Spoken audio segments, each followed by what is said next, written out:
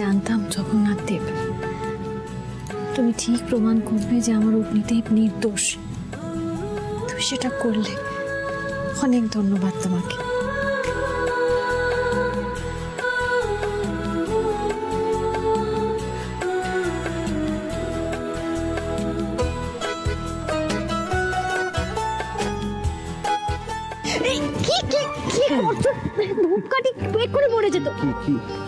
ছাড়ো, দেখো ঠাকুরের সামনে এরকম ঠাকুর। এই দেখো এবার ঠাকুর দেখছে না, লুকিয়ে ফেলেছে। শোনো, এরকম করে না, ছাড়ো আমাকে, আমার অনেক কাজ আছে। কাজ আছে অনেক? হ্যাঁ। তাই? হ্যাঁ। আমাকে একটু সময় দাও, দরকার আছে। এদিকে আরে কি, এদিকে এসো। বলছি শোনো ভাই, আমায় ক্ষমা করে দেওয়া হলো। আবার কেন এসব কথা তুলছো তুমি? কি? আমি সত্যি বলছি, আমি তোমার কাছে ক্ষমা চাইছি। দেখো আমার অনেক কাজ আছে, আমাকে ছাড়ো, আমাকে যেতে হবে। এই এক সেকেন্ড, এক সেকেন্ড। হ্যালো, আমি না তোমার চোখে অভিমানটা দেখতে পাচ্ছি। কেমন? তুই অভিমানটা যতক্ষণ তোমার চোখে আছে ততক্ষণ অবধি তো আমরা ছাড়বো না। এই অভিমান চলে গেছে, আমার কথা শোনো, নেই অভিমান একদম, আমাকে ছাড়ো। প্রশ্নই ওঠে না, ছাড়ার প্রশ্নই ওঠে না। এখন তো তোমাকে আমি ছাড়বো না যতক্ষণ না তুমি আমাকে ক্ষমা করছো, কারণ আমি তোমার প্রতি অন্যায় করেছি, আমি মিথ্যে বলেছি। I am sorry. তোমার অভিমানটা চোখ থেকে যাবে, আমি তোমায় ছেড়ে দেবো। আমার অভিমান চলে গেছে, আর নেই অভিমান।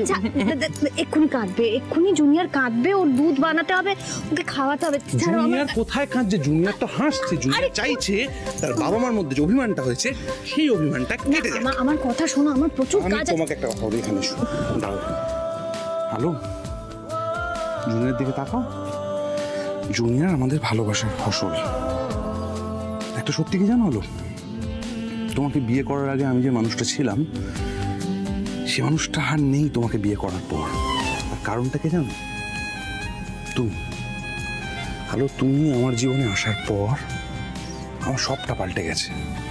আমার দায়িত্ববোধ, আমার ভালোবাসার ধরন, আমি মানুষটা পাল্টে গেছি। আলো, আর আমি জানি তুমি আমার জীবনে আসার পর আমি অনেক বেটার মানুষ হয়েছি, অনেক বেটার। আর এই ভালোবাসাটা তুমি আমাকে বাঁচতে শিখিয়েছো। তাই আমি একটা জিনিস চাই তোমার কাছে এখন। কি জিনিস? তুমি আমাকে এখন আদর করবে। মাথা খারাপ হয়ে গেছে আমার, না প্রচুর কাজ। আমাকে না বললে তুমি ছাড়বো না। এক সেকেন্ড ছাড়বোই না। তুমি আমাকে আদর করবে, তারপর আমি তোমায় ছাড়বো। ঠাকুর দেখছে তো, ঠাকুর দেখছে। শোনো আমার কথাটা, আমি সমাধান করে দিচ্ছি না।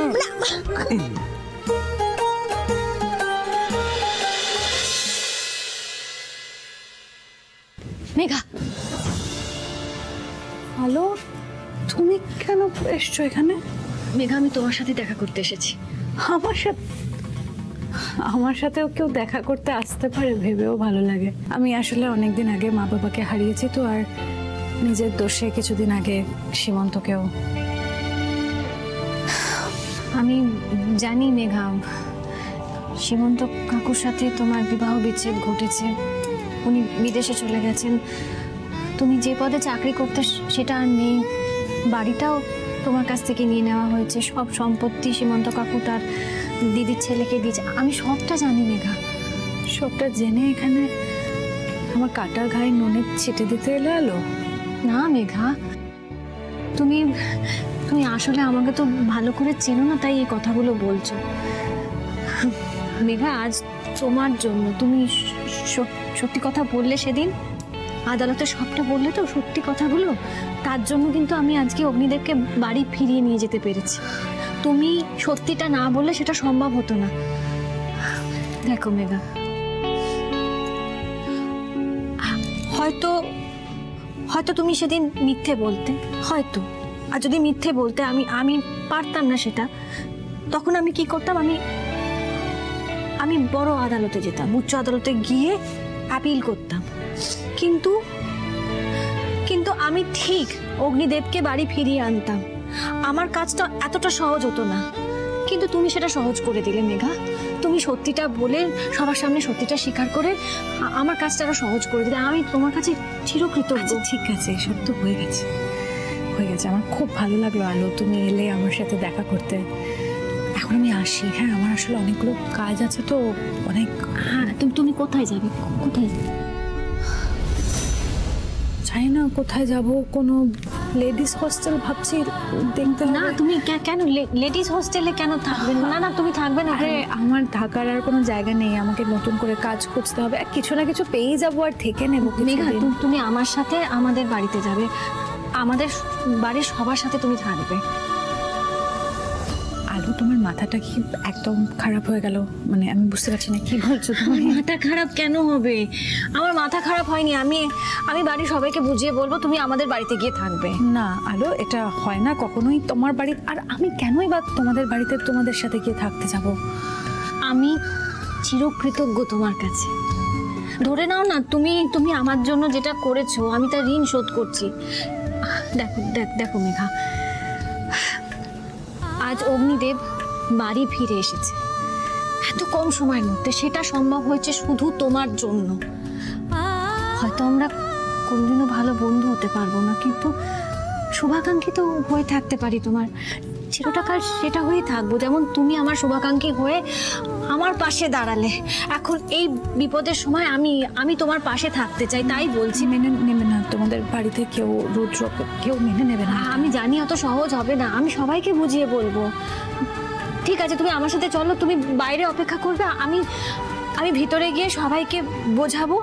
ওরা বুঝবে, ওরা ঠিক বুঝবে। তো তুমি চলো আমার সাথে, আমাদের বাড়িতে চলো।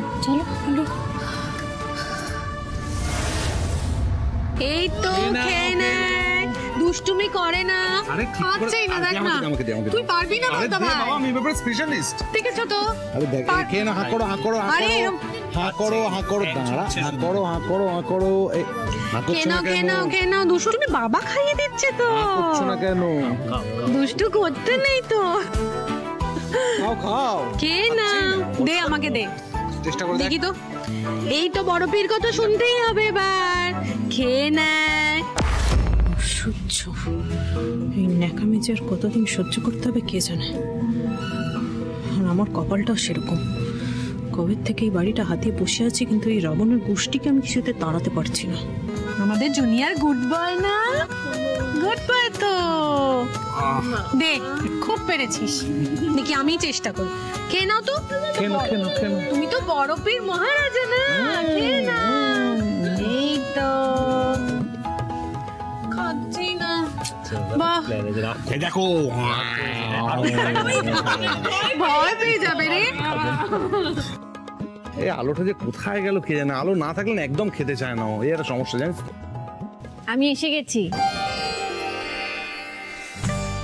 আরে বাবা, দেখো কখন থেকে তোমার জুনিয়রকে নেচে গিয়ে কিছুতেই খাওয়াতে পারছি না, কিন্তু তুমি আসবে না।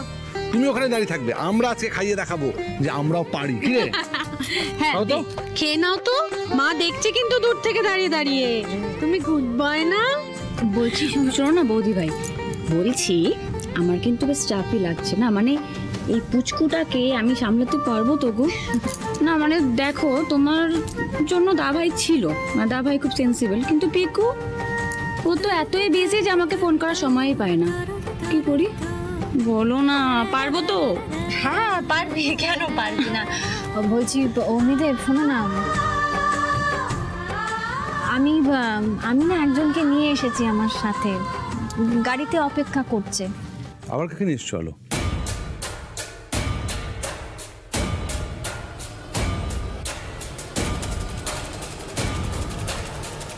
অগ্নিদেব, আমি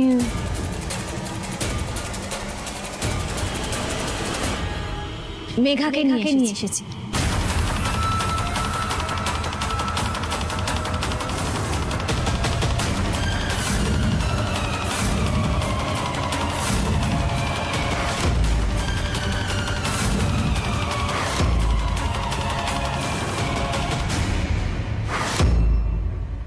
ওই মেয়েটাকে কেন নিয়ে এসছো বড় বৌমা? বাবা, মেঘা কয়েকদিন এই বাড়িতেই থাকবে।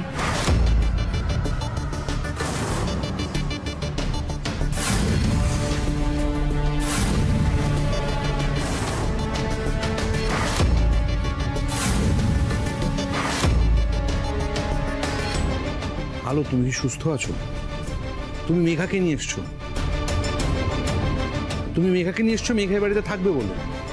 তোমার মনে হচ্ছে মেঘা এই বাড়িতে থাকবে আর আমরা কেউ কিছু বলবো না, আমরা সেটা মেনে নেবো, এবারে সবাই সেটা মেনে নেবে, সেটা সম্ভব তোমার মনে হচ্ছে?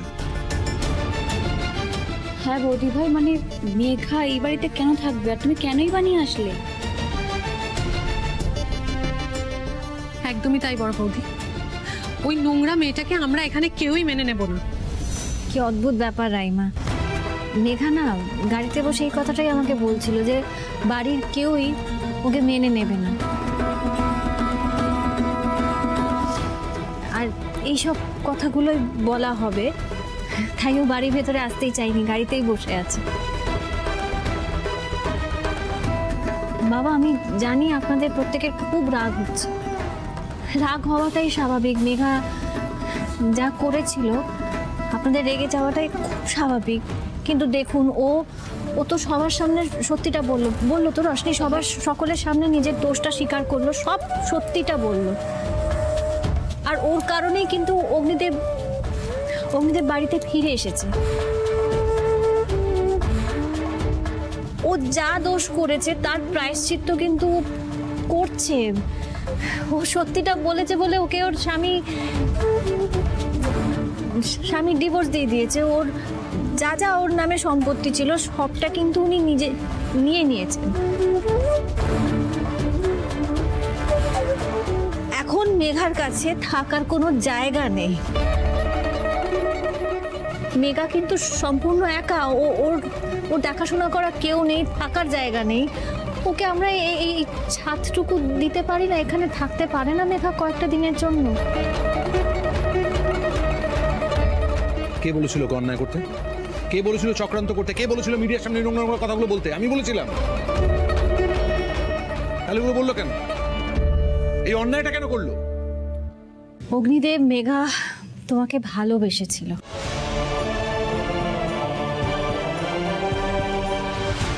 ও তোমাকে কাছে পেতে চেয়েছিল, তারপর যখন বুঝেছে সেটা সম্ভব নয়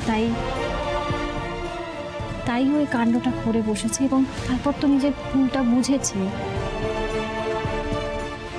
দিদি ভাই, তোমার এ সমস্ত কথা না চিড়ে ভিজবে না। যাই হয়ে যাক, মেঘাকে আমরা এই বাড়িতে থাকতে দেব না।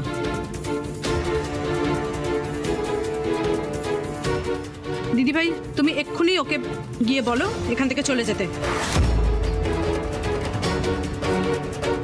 কি হলো, দাঁড়িয়ে আছো কেন? বুঝতে পেরেছি, তুমি বলতে পারবে না তো, ফাইন, আমি করে দিচ্ছি তোমার কাজটা। ছোট আমার কথাটা শুন, আমার কথাটা শুন। আমি তোমার কোনো কথা শুনতে পারলাম না দিদি ভাই। বৌদি, এটা কিন্তু তুমি ঠিক করছো না আমার মনে হয়।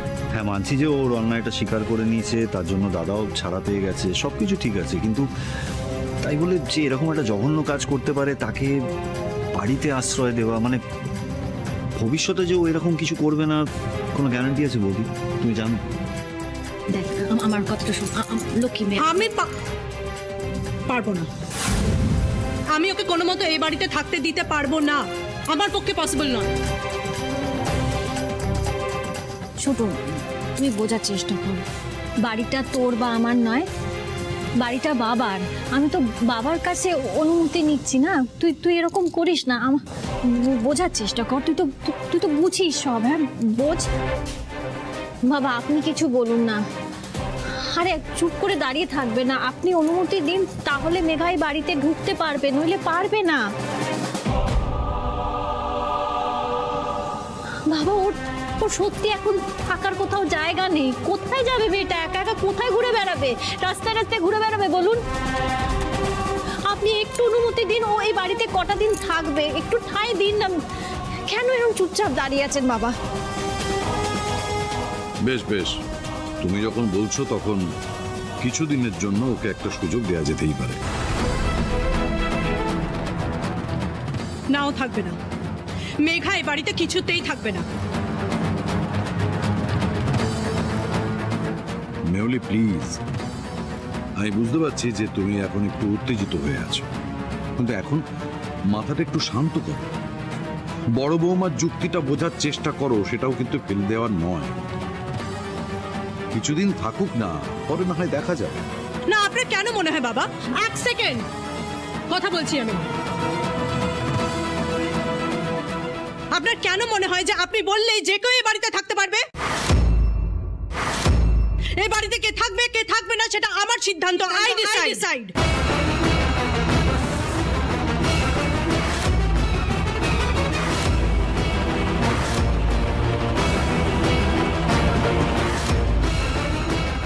How dare you! এ বাড়িতে কে থাকবে না থাকবে সেটা তোমার মতামত অনুযায়ী হবে। এত বড় স্পর্ধা তোমার এলো কোথা থেকে? কারণ এই বাড়িটা আমার।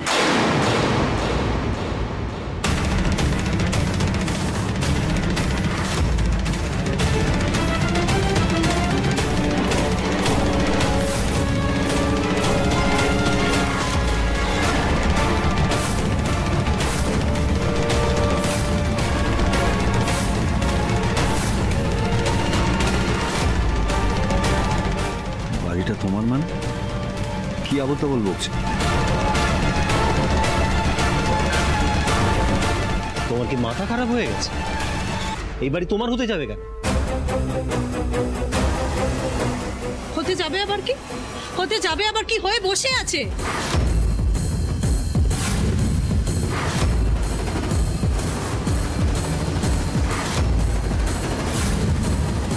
প্রমাণ চাই আপনাদের? ওয়েট।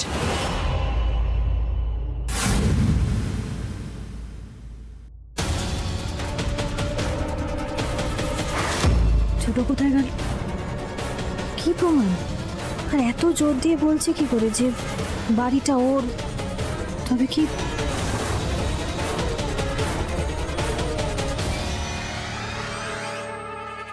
এই যে এই কাগজটা কি বলে? এই কাগজটাকে নিশ্চয়ই জানেন আপনারা। এটা এই বাড়ির উইল।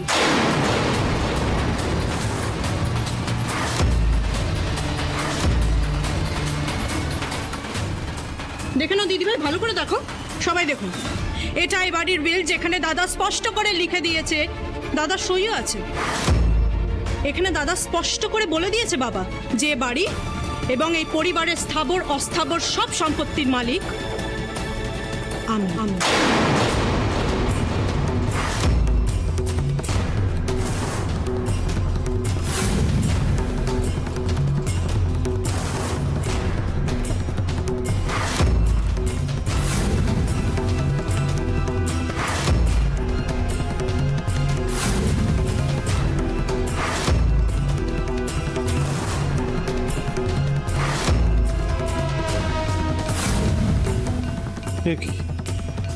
এ তো রুদ্রস্বই।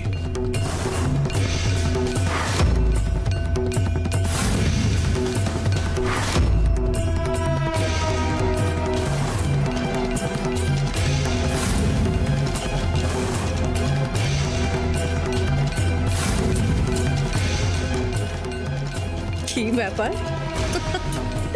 সবার মুখ একেবারে বন্ধ দেখছি, কারোর মুখে কোনো কথা নেই। দিদিভাই, কি ভেবেছিলে আমি সারা জীবন মুখ বন্ধ করে সবকিছু সহ্য করব আর তুমি শুধুমাত্র আমাকে দয়া করবে? ভুলে যেও না, সেই মেয়ে মেহুলি নয়। অনেক দিন সহ্য করেছি, বিশ্বাস করো, অনেক দিন সহ্য করেছি, কিন্তু আর নয়। রুদ্র, তোর কি মাথা ঠিক ছিল না? তুই কোন আক্কেলে সবকিছু মেহুলির নামে দানপত্র করে দিয়েছিস? বাবা বাবা বাবা বাবা, দাদাকে কেন জিজ্ঞেস করে বিভ্রান্ত করছেন? দাদা তো কিছুই জানে না। যে করেছে তাকে জিজ্ঞেস করুন। আচ্ছা ঠিক আছে, থাক, এত চিন্তা করতে হবে না। আমি বরং সমস্ত কথা বলি, ঠিক আছে? প্রথম দিন থেকে কিভাবে কি করেছি আমি সমস্তটা বলছি, ঠিক আছে?